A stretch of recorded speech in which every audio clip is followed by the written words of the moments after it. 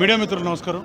ఈరోజు చిత్తూరులో స్వచ్ఛాంధ్ర అవార్డ్స్ కార్యక్రమంలో పాల్గొనడం చాలా ఆనందంగా ఉంది. 55 మంది ఈ జిల్లాకు సంబంధించి అవార్డులు అందుకోవటం, ఈ కలెక్టర్ గారి చేతుల మీదుగా, స్థానిక శాసనసభ్యుడు చిరకాల మిత్రుడు జగన్మోహన్ గారి చేతుల మీదుగా, అలాగే పోతలపట్టు శాసనసభ్యుడు మురళి చేతుల మీదుగా అందజేయటం. అలాగే గత ప్రభుత్వం చెత్తని వదిలిపారేసిన పరిస్థితి. నా నియోజకవర్గంలో అయితే, గన్నవరంలో అయితే చెత్తని క్లియర్ చేయొద్దు, శాశ్వత పరిష్కారం వస్తేనే క్లియర్ చేయమని ఆదేశాలు ఇచ్చి ఒక వెహికల్ కొని, పంచాయతీ డబ్బులతో వెహికల్ కొని గుంటూరు జిందాలకు దోలే పరిస్థితి. రాష్ట్ర వ్యాప్తంగా చెత్త సేకరణని గత ప్రభుత్వం రోడ్లు అనేది దుర్మార్గంగా వ్యవహరించి రోడ్లు అయితే గుంటలు పడిపోయినా పట్టించుకోకుండా గాలికి వదిలేసిందో, అలాగే చెత్త కూడా వదిలేసి పైపొచ్చు చెత్త మీద పన్ను విధించిన పరిస్థితి మీడియా సోదరులు తెలిసిందే. కానీ ఈ ప్రజాప్రభుత్వాలు ఏ అధికారంలో ఉన్నా కొత్తగా రోడ్లు వేయటం విన్నాం, లేకపోతే రోడ్డుని మళ్ళీ రీఎస్టాబ్లిష్ చేయడం చూశాను తప్ప, ఒక స్వాతంత్రం వచ్చిన తర్వాత అత్యంత తక్కువ అభివృద్ధి చేసిన ప్రభుత్వం ఏదైనా ఉంటే అది గత వైసీపీ ప్రభుత్వమే. అత్యంత దారుణంగా రోడ్లు గాలికి వదిలేసిన ప్రభుత్వం ఏదైనా ఉంటే అది వైసీపీ ప్రభుత్వమే.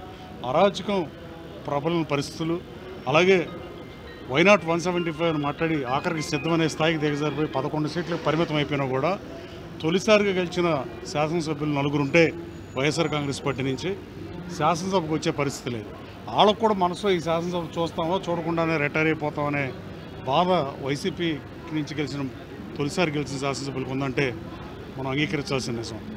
జగన్మోహన్ రెడ్డి గారు పులివెందులు వెళ్ళి ప్రజా దర్బారు పెట్టి అర్జీలు తీసుకుంటున్నాడు. ఆ అర్జీలు ప్రభుత్వానికి పంపట్లా, సంబంధిత మంత్రులకు పంపట్లా, ముఖ్యమంత్రి గారికి పంపట్లా, కనీసం అసెంబ్లీకి వచ్చి ఆ 11 మంది వాళ్ళ నియోజకవర్గం నుంచి ఎంచుకున్నందుకు ఆ సమస్యలను కనీసం ప్రస్తావించని దుస్థితిలో వైఎస్ఆర్ కాంగ్రెస్ పార్టీ రాజకీయాలు చేస్తే ఈ రాష్ట్రానికి ఏ రకంగా ప్రయోజనం కలుగుతుంది, ఈ రాష్ట్ర ప్రజలకు ఏం ఉపయోగమో నాకైతే అర్థం కాని పరిస్థితి. అలాగే గత ప్రభుత్వ హయాంలో జరిగినట్టు మీద డీసీసీబీల మీద ఎంక్వైరీ చేసాం. డీసీసీబీలు అన్నిటి మీద, ఆప్కా సాఫ్ట్వేర్ కొనుగోలు మీద రాబోయే కాలంలో ఈ జిల్లాకు చెందిన అమర్నాథ్ రెడ్డి గారు చైర్మన్గా, మేము మెంబర్స్గా అన్ని జిల్లాలు పర్యటించి అక్రమార్కులు భరతం పడుతుంటాం, నో డౌట్ అబౌట్ ఇట్. అట్లాగే అక్షరకములు ఉన్న ఆంధ్రప్రదేశ్ రాష్ట్రాన్ని అన్ని రంగాల్లో వెనక్కి తీసుకెళ్లిన పరిస్థితి. అలాగే గత ప్రభుత్వం అత్యంత హేయమైన పరిస్థితుల్లో, అత్యంత అవమానకర పరిస్థితుల్లో తెలుగు భాషను కూడా నగ్గుబాటుకు గురి చేసిన ప్రభుత్వం ఏదైనా ఉంటే వైసీపీ ప్రభుత్వం.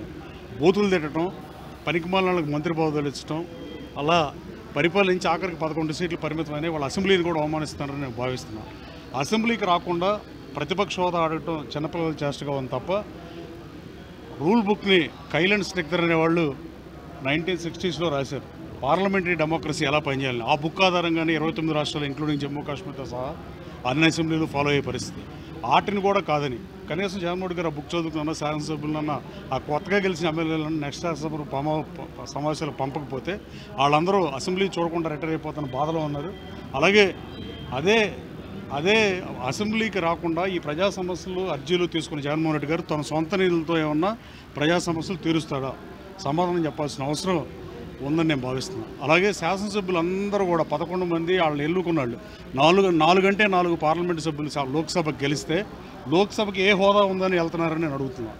లోక్సభలో హోదా లేదు, అయినా మీరు అటెండ్ అవుతారు, కౌన్సిల్కి అటెండ్ అవుతారు. ఆంధ్రప్రదేశ్ శాసనసభకు కానీ లోక్సభకు కానీ వేసిన ఓటర్లు సేమ్ ఓటర్లే మీకు మ్యాండేట్ ఇచ్చినప్పుడు లోక్సభలో ఒకలాగా శాసనసభలో ఒకలాగా ప్రవర్తించడం మీకు దిగజారుడు రాజకీయాలకు పరాకాష్ఠ కాదా అని అడుగుతున్నాను. అలాగే రాబోయే కాలంలో ఆంధ్రప్రదేశ్ రాష్ట్రాన్ని సూపర్ 6 అమలు చేస్తున్నామంటే వాటిలో లోపాలు ఎత్తుతున్నారు. చంద్రబాబు నాయుడు గారిని రాజకీయంగా విమర్శిస్తూ రాజకీయ పార్టీ, ప్రతిపక్ష పార్టీ గవర్నమెంట్ మంచి చేసిందని, బడ్జెట్ బాగుందని ప్రశంసించే పరిస్థితులు ఈ రాష్ట్రంలో ఉన్నాయని ఎవరో భావించట్లా.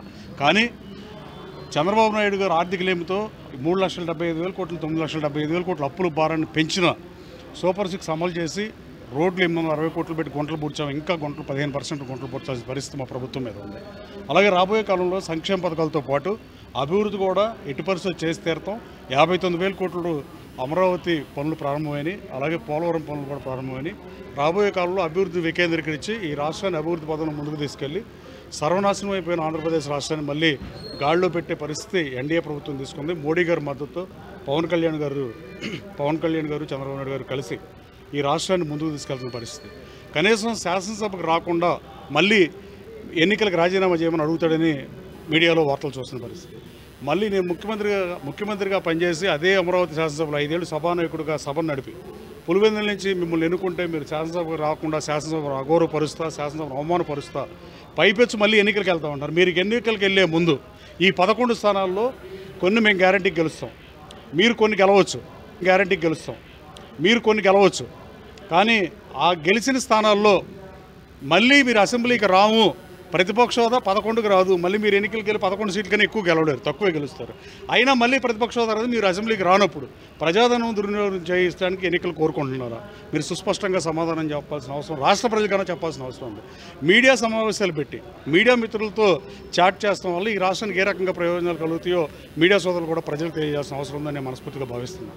ఆ మీడియా సమావేశాల్లో 1-2 గంటలు మాట్లాడటం వల్ల ఈ రాష్ట్రానికి ఒరిగేదేం లేదు, అలాగే వైఎస్ఆర్ కాంగ్రెస్ పార్టీ కూడా ఒరిగేదేం లేదు. వైఎస్ఆర్ కాంగ్రెస్ పార్టీ ఉంది కూడా ఈ రాష్ట్ర ప్రయోజనాల కోసం, ఈ రాష్ట్ర ప్రజల భవిష్యత్తు కోసం పనిచేద్దామన్న ఆలోచన ఉంటే తక్షణం అసెంబ్లీకి రమ్మని, అసెంబ్లీకి రాకుండా పారిపోయి మీడియా సమావేశాల్లో మాడుకుంటే మీ సమస్య ఎలా పరిష్కరిస్తుంది? మీడియా సంస్థలు ఏమన్నా సమస్యలను పరిష్కరిస్తాయా? మీడియా కూడా సమస్యలు ఎలుగెత్తు చాటుతుంది, అలాగే ప్రభుత్వానికి ప్రజలకి వారధిగా ఉంటుంది, లేదా పార్టీకి ప్రజలకి వారధిగా ఉంటుంది, పార్టీకి ప్రభుత్వానికి వారధిగా ఉంటుంది తప్ప విట్నెస్గా ఉంటారు తప్ప మీరు సమస్యలను పరిష్కరించలేరు కదా. మీరు మీడియా చేసే పనే నేను కూడా చేస్తాను జగన్మోహన్ రెడ్డి గారు అంటాం. ఈ రాష్ట్ర శాసనసభకి సభానాయకుడిగా 5 ఏళ్ళు పనిచేసి ముఖ్యమంత్రిగా పనిచేసి ఈ రాష్ట్ర ప్రజల్ని, శాసనసభని, రాజ్యాంగాన్ని అవమానించడంలో ఏమాత్రం సందేహం లేదు. జగన్మోహన్ రెడ్డి గారు తన వైఖరిని ఎప్పటికైనా మార్చుకోవాలని ఆశిస్తున్నా. అలాగే రాబోయే కాలంలో ఎన్డీఏ ప్రభుత్వం ఈ రాష్ట్రాన్ని ముందుకు తీసుకెళ్తుందంటారు, ఏమాత్రం సందేహం లేదు.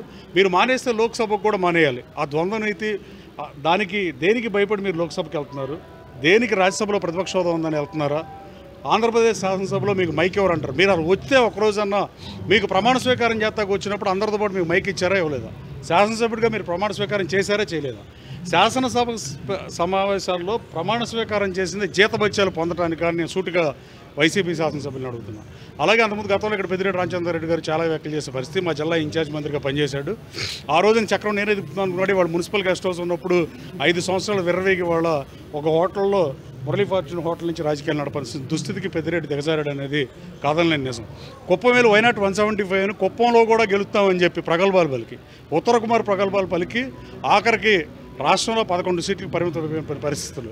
అలాగే ఏ రాష్ట్ర ప్రజలైనా, ఏ ప్రాంత ప్రజలైనా, కుప్పం ప్రజలు 8 సార్లు చంద్రబాబు నాయుడు గారిని అధికారంలో తీసుకొచ్చి శాసనసభ్యుడిగా ఎన్నుకుని ఆయన్ని 8 సార్లు పోటీ చేసి 8 సార్లు గెలిపించిన కుప్పం ప్రజల దగ్గరికి వెళ్ళి కుప్పం ప్రజలకి ఇక్కడ మీరు చంద్రబాబు నాయుడు గారిని ఓడించి వైసీపీ అభ్యర్థిని గెలిపిస్తే మేము మంత్రిని చేస్తామని అంటే కుప్పం ప్రజలు ఏమైనా అమాయకులను అడుగుతున్నాం. ముఖ్యమంత్రిని కాదని మంత్రిని ఎవడన్నా గెలిపిస్తాడు?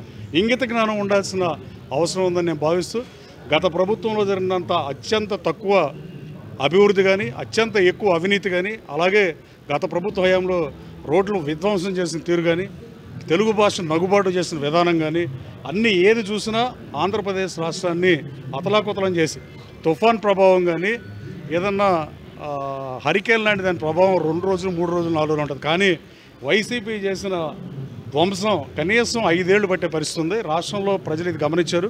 జగన్మోహన్ రెడ్డి గారు మీ వైఖరిని ఇప్పటికైనా మార్చుకుని మీరు తక్షణం శాసనసభకు రావాల్సిందిగా మిమ్మల్ని కోరుతూ, మీరున్న రాష్ట్ర ప్రయోజనాల కోసం, ఆంధ్రప్రదేశ్ రాష్ట్ర ప్రజల కోసమే వైఎస్ఆర్ కాంగ్రెస్ పార్టీ పనిచేస్తుందని మీరు భావిస్తే, మీ చెల్లి కాంగ్రెస్ పార్టీ అధ్యక్షురాలుగా రాష్ట్రంలో జరుగుతున్న ప్రజా సమస్యల పరిష్కారం కోసం మీ తల్లిని మీరు ఆ రోజున గౌరవ అధ్యక్షురాలుగా వాడుకుని వైజాగ్లో ఓడిపోయినా ఆవిడ పనిచేస్తే మీ తల్లిని మీరు అవమానించిన తీరు కానీ, ఆవిడతో 2 లక్షల మంది ముందు ప్లేనరీ సమావేశాల్లో రాజీనామా చేపిస్తాం భారతదేశ రాజకీయాల్లో నువ్వు ఒక్కడవే చేయగలిగావు. కన్న తల్లికి నచ్చని కొడుకు ప్రజలకు నచ్చుతాడు అనేది సందేహించాల్సిన అంశమే. రాబోయే కాలంలో రాష్ట్ర ప్రయోజనాల కోసమైనా అసెంబ్లీకి రావాలని మీ ద్వారా కోరుతున్నాను. Thank you.